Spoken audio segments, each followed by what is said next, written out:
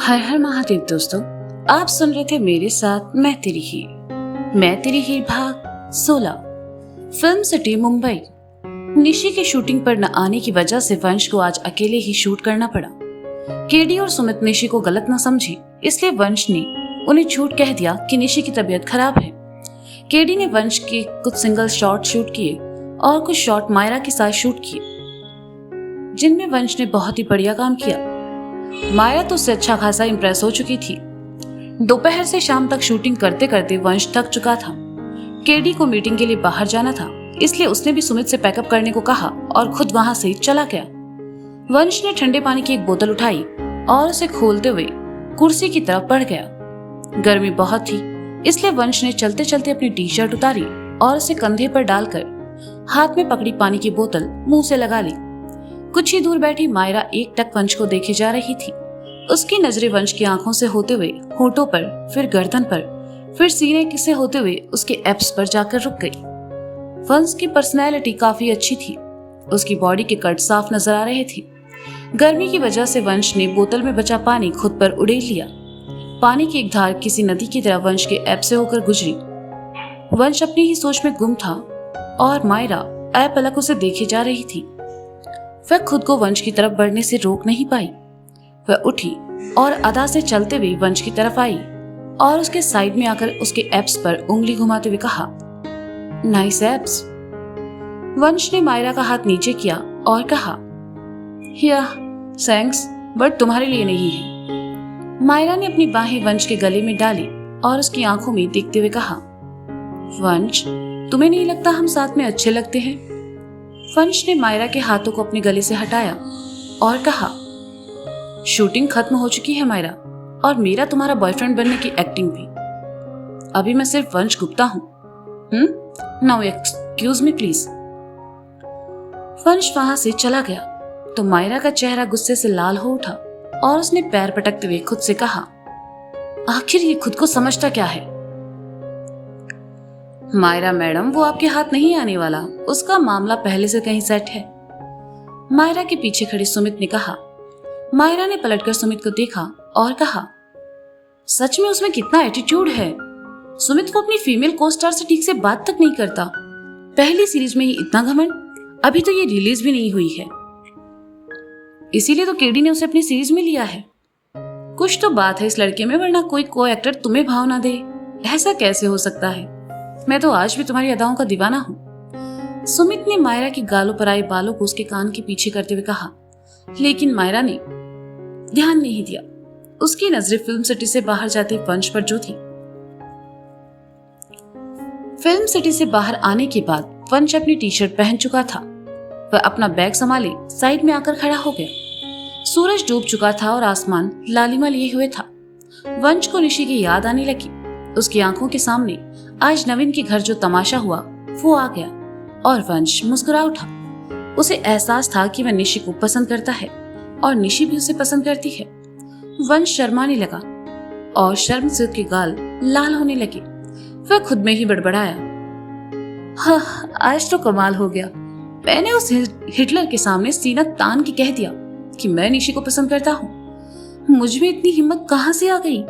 हाँ, जो भी है, लेकिन अब वो हिटलर मेरे और निशी के बीच नहीं आएगा, ना ही वो निशी के लिए लड़का लेकर आएगा। और अगर उसने ऐसा कुछ किया तो फिर मैं उसे बताऊंगा कि वंश गुप्ता क्या चीज है। अभी वो मुझे ठीक से जानता नहीं है। छह, ये क्या बोल रहा हूँ मैं? वो निशी की डैड है, यानी मेरे होने वाले ससुर। मुझे भी उन्हें निशी की तरह डैड या फिर पापा जी बुलाना चाहिए। क्या? डैड? पापा जी? नो वे, मैं उन्हें ऐसा कुछ नहीं बोलने वाला। जब तक वो मेरा और निशी का प्यार एक्सेप्ट नहीं कर लेते, मैं खुशी खुशी निशी से शादी नहीं कर लेता, तब तक मैं उन्हें हिटलर ही बुलाऊंगा। वैसे भी सुबह इतनी डेयरिंग से कहा था मैंने उनसे कि मैं निशी को पसंद करता हूँ, पर मजाल है उन्होंने कुछ कहा हो, उल्टा मुझे अपने घर से भगा दिया। हाँ हाँ, भगा दो भगा दो। एक दिन आएगा जब वो हिटलर दरवाजे पर खड़े होकर मेरा इंतजार करेगा और कहेगा, अरे अरे, आइए आइए दामाद जी, अंदर आइए, ये लीजिए ना, ये पीजिए ना। क्या कहा? आलू की सब्जी पसंद नहीं आई? मैं अभी आपके लिए पनीर कोफ्ता ऑर्डर कर देता हूँ। क्या हुआ, सोफे अनकंफर्टेबल लग रहे हैं? मैं आपके लिए राज सिंहासन लगवा दूं? अरे ऐसी नहीं चल रहा, रुकिए मैं अपने हाथों से आपके लिए पंखा झल देता हूँ। कितना सुकून मिलेगा मुझे। उन्हें ये सब करते देखकर। कहते हुए वंश जैसे ही पलटा, पीछे से आते सुमित से टकरा गया और हड़बड़ा गया। तुम्हें खुद से बात करने की बीमारी है क्या? सुमित ने कहा। मेरे पापा कहते हैं हमेशा इंटेलिजेंट लोगों से बात करते रहना चाहिए, जिंदगी के फैसले आसानी से ले सकते हैं, वंश ने कहा। और कहाँ है वो इंटेलिजेंट लोग? सुमित ने पूछा। वंश ने अपनी तरफ हाथ करके कहा, ये है तो आपके सामने, इसीलिए मैं कभी कभी खुद से बात कर लेता हूँ। आप भी करके देखिए, अच्छा लगेगा। छोड़ो ये सब, एक जरूरी बात बतानी थी। कल सुबह जल्दी आ जाना। केडी ने कहा है सीरीज के लिए सभी मेंबर शूटिंग पर 2 दिन के लिए मुंबई से बाहर जा रहे हैं। और हाँ, निशी से भी शेयर कर देना, उसका होना बहुत जरूरी है। कहकर सुमित चला गया। Out of Mumbai? बढ़िया प्लान है। इसी बहाने मुझे निशी के साथ वक्त बिताने का मौका मिल जाएगा और वो मुझे आई लव यू भी बोल देगी, वंश ने खुश होकर कहा और अपना फोन निकालकर निशी को फोन मिलाने लगा। सुमित अपनी गाड़ी में आ बैठा और वहां से निकल गया। गाड़ी चलाते हुए सुमित खुद में ही बड़बड़ाया, ये मायरा सच में वंश को पसंद करती है या फिर हमेशा की तरह टाइम पास कर रही है? नहीं, मायरा किसी लड़के को लेकर इतना सीरियस नहीं हो सकती। लेकिन आज से पहले मैंने उसे किसी लड़की के पीछे पड़े नहीं देखा, ना ही सामने से किसी लड़की को भाव देते देखा। आखिर ये मायरा के दिमाग में चल क्या रहा है? पता लगाना पड़ेगा। सुमित ये सब बड़बड़ा ही रहा था कि तभी उसने ट्रैफिक में आगे खड़ी गाड़ी को धीरे से टक्कर मार दी। गाड़ी वाली ने गर्दन बाहर निकाली और सुमित पर चिल्लाया। तब जाकर सुमित को होश आया और उसने गाड़ी वाले से माफी मांगी। सुमित ने राहत की सांस ली और कहा, मैं उस वंश की तरह खुद से बात क्यों कर रहा था? अगर उसकी सुनता रहा ना तो एक दिन किसी बड़ी मुसीबत में फंस जाऊंगा। उफ, ये लड़का। ट्रैफिक क्लियर हुआ और सुमित अपनी गाड़ी लेकर वहां से निकल गया। वंश ने निशी को फोन मिलाया लेकिन निशी ने फोन नहीं उठाया और तब तक उसकी कैब भी आ चुकी थी। उसने फोन जेब में रखा और कैब की तरफ बढ़ते हुए कहा, लगता है उस हिटलर ने बेचारी मेरी निशी को कुछ ज्यादा ही डांट दिया है। अपसेट होगी शायद, इसलिए फोन नहीं उठा रही। वंश कैब में आ बैठा और उसे चलने को कहा। कैब वाले ने गाना चला दिया जिसे सुनकर वंश मुस्कुरा उठा। पहले जब ऐसे गाने चलते थे तो वंश चिढ़ जाता था या उसे नींद आने लगती थी, लेकिन अब उसे बेकार से बेकार गाना भी अच्छा लगता था क्योंकि वो हर गाने में निशी के बारे में जो सोचता था। वंश ने खिड़की का शीशा नीचे किया। ठंडी हवा का झोंका उसके गालों को सहलाकर बालों को बिखेर रहा था। गाना बजने लगा। वंश ने अपने बालों में से हाथ घुमाया और उसी के साथ साथ खुद भी गुनगुनाने लगा। क्यों चलती है पवन, क्यों झूमे है गगन, क्यों मचलता है मन, ना तुम जानो न हम, क्यों आती है बहार, क्यों लुटता है करार, क्यों होता है प्यार, ना तुम जानो न हम। ये गाना मैं इसलिए धीरे गा रही हूँ क्योंकि मेरा लैंडलॉर्ड सामने खड़ा है, उसको गलतफहमी हो जाएगी यार। वंश मुस्कुराया और कहा, थैंक यू। गाड़ी आकर ट्रैफिक में रुकी। वंश की नजर उस रास्ते की तरफ चली गई जिस रास्ते निशी का घर था। वंश ने ट्रैफिक क्लियर होने के बाद कहा, राइट ले लो। पर सर हमें तो लेफ्ट जाना है ना, गूगल मैप पर यही दिखा रहा है, ड्राइवर ने कहा। दिल भले लेफ्ट में हो लेकिन उसके फैसले हमेशा राइट होते हैं। लेफ्ट को छोड़ो, राइट चलो, वंश ने कहा। अरे वाह सर, आप तो शायरी भी करते हैं, ड्राइवर ने गाड़ी को राइट में मोड़ते हुए कहा और आगे बढ़ा दी।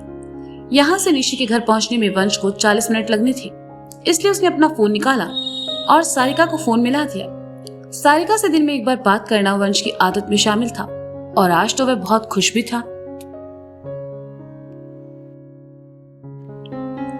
मुन्ना राजनीति में खड़ा हो रहा है और उसे युवा नेता इलेक्शन में टिकट मिल गया है।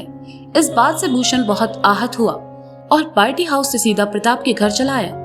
अगली सुबह राजन को देखने लड़की वाले आ रहे थे, इसलिए प्रताप बाहर आंगन में खड़े होकर नौकरों से साफ सफाई करवा रहा था। भूषण दंदनाते हुए अंदर आया और कहा, ये सब का है चचा? सफाई हो रही है और कहा है। प्रताप ने कहा, वो सब हम भी देख पा रहे हैं, हम मुन्ना की बात कर रहे हैं। भूषण ने धीरे से गुस्से से कहा, हमारे घर में ब्याह के ढोल तक नहीं बचे, मुन्ना कहां से आएगा? प्रताप ने कहा, चाचा हम मजाक के मूड में बिल्कुल नहीं है। भूषण ने चिढ़ते हुए कहा, अबे तुम जब देखो तब एक ही मूड में रहते हो बकैती करने की। अब से बताओ जी मनहू शक्ल काहे बनाई है? प्रताप ने कहा, जब आप जानते हैं कि हम इलेक्शन में खड़े हो रहे हैं तो फिर मुन्ना को युवा नेता इलेक्शन की टिकट काहे दिलवा दी? भूषण ने कहा, काहे दिलवा दी मतलब? पार्टी हाउस का हमरे बाप का है, जो हमरे कहने से टिकट मिल जाएगा मुन्ना को। कहते हुए प्रताप दूसरी तरफ चला गया। लेकिन मुन्ना इलेक्शन में काहे खड़ा हो रहा है? वो तो राजनीति से नफरत करता था, फिर काहे खड़े हो रहा है? भूषण ने प्रताप के पीछे आते हुए कहा। तो प्रताप भूषण की तरफ पलटा और कहा, हमको भी पैदा होने का कोनो शौक नहीं था और हमरे अम्मा बाबूजी की इच्छा थी कि घर में एक बारिश हो। मतलब? भूषण ने असमझ की स्थिति में कहा, मतलब जे कि मुन्ना नहीं चाहते होंगे राजनीति में आना, तो क्या हुआ, मुरारी मिश्रा तो चाहते होंगे ना? प्रताप ने कहा। भूषण को कुछ कुछ समझ आ रहा था, वह सोच में पड़ गया। तो प्रताप ने कहा, देखो भूषणवा, इलेक्शन में कोई भी खड़े हो, जीते का कौन ई ज्यादा मैटर नहीं करता। मुरारी और हमरे बीच अब कोनो दुश्मनी नहीं है, तो हमें जे भसड़ में पड़ने वाले नहीं है। इले अपना जे मैटर अपने आप देखो। कहकर प्रताप जाने लगा तो भूषण ने थोड़ी ऊंची आवाज में कहा, मतलब आप हमारी मदद नहीं करेंगे? मिश्रा के खिलाफ जाने का सवाल ही पैदा नहीं होता, प्रताप ने जाते हुए कहा। भूषण ने सुना तो उसे सीने में एक चुभन का एहसास हुआ और उसने फिर कहा, हम एक बार फिर पूछ रहे हैं, आप हमारी मदद करेंगे कि नहीं? प्रताप रुका और भूषण की तरफ पलटकर कहा, अरे जावा भूषणवा, हड्डी डाले हैं तुमरे सामने का मतलब जे नहीं कि अपने हाथों से खिलाएंगे। हमारा काम था तुम्हें टिकट दिलवाना, अब आगे अपने आप देखो। वो तो तुम्हारा एहसान रहा रजनवा को लेकर हम पर, वरना युवा नेता इलेक्शन की टिकट तो हम तुमको खैरात में भी ना देते। इतना सब कहकर प्रताप वहां से चला गया। भूषण का सारा घमंड एक पल में उतर गया और वह ठगा हुआ सा महसूस करने लगा। भूषण ने किसी से कुछ नहीं कहा और वहां से बाहर चला आया। वह जीप में आ बैठा और निकल गया। जहन में प्रताप की कही बात घूम रही थी और फिर एकदम से जीप को ब्रेक लगाया क्योंकि सामने रमेश खड़ा था। रमेश को देखते ही भूषण को उसकी कही बात याद आ गई जो उसने इलेक्शन टिकट मिलने के बाद पार्टी हाउस के बाहर कही थी। मत भूलो मुन्ना भैया के पापा इतने सालों से राजनीति में रहे हैं, उनके लिए इलेक्शन टिकट हासिल करना कौन सी बड़ी बात है। खैरात में तो टिकट आपको मिला है, वो भी राजन भैया को धोखा देने के बदले में। तो दोस्तों ये था मैं तेरी हीर भाग 16। इसका अगला भाग आप जल्द ही सुनेंगे मेरे साथ। तब तक के लिए शुक्रिया, बाय बाय, अपना ख्याल रखिए और हाँ, सुनते रहिए मैं तेरी हीर। Bye bye.